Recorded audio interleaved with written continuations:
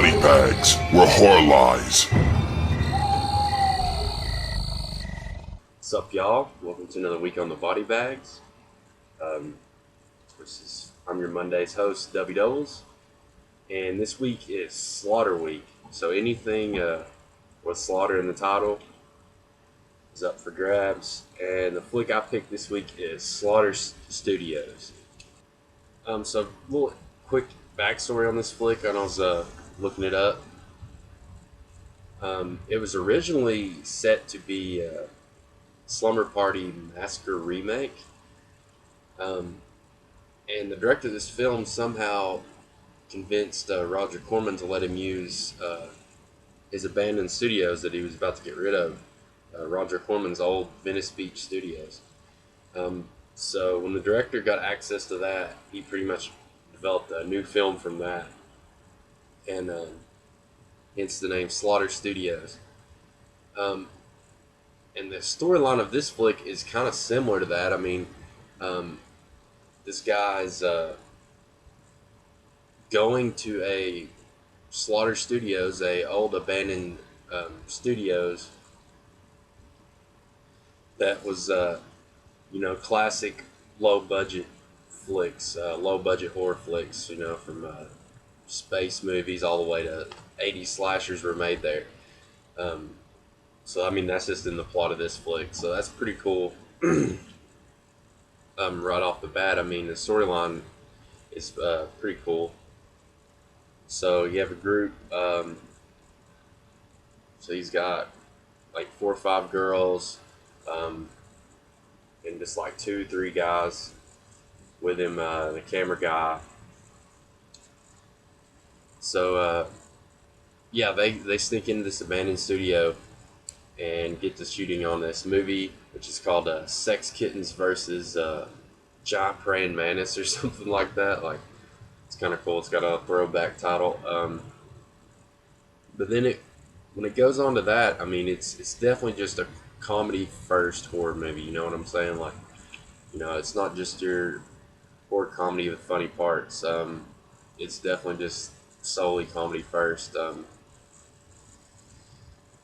But at the end of the day, I think it falls short in that category because the laughs just aren't there. The dialogue and the scripting is not all that great. I mean, the actors, I think, do a good job of what they're given. I've seen flicks like Decapitated, low-budget trauma slashers like that, and it kind of had this vibe of this. Now, the set, the backdrops and everything, the way he's decorated this old abandoned studio and stuff, looks really top notch. I mean, they could have. It kind of saddens me because they could have really made a top notch, like, really kind of a spooky flick, man. With this old abandoned, this old abandoned movie studios. I mean, that would have been perfect element. But I mean, he chooses to go really more comedy oriented, and instead of skipping on the suspense and the atmospheric stuff. So there's a lot of scantily clad women in this flick, I will say, and so it does have your sleaze factor to the flick. So it's got its ups in some departments, but I said the overall feel, I think it just falls short.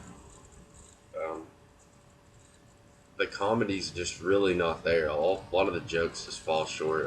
There's a few funny laughs here and there. Blood, there's a decent amount of blood, but it's all like post kill. There's not really any,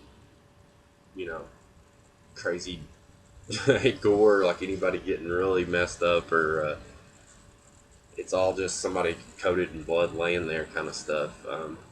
But anyways, I'm a glass half full kind of guy. Like I said, I'm pointing out the good things I've saw in this flick, but overall, I wasn't entertained. It just fell a little short for me. It keeps your attention. It's just a very run-of-the-mill, generic horror comedy slasher. So, yeah. So yeah, when they're going to make the flick, of course, somebody gets picked off one by one, and It's kind of a whodunit slasher. That's the overall feel of it. But I said it falls a little short for me. Um, I'd give it a 5 out of 10 overall rating.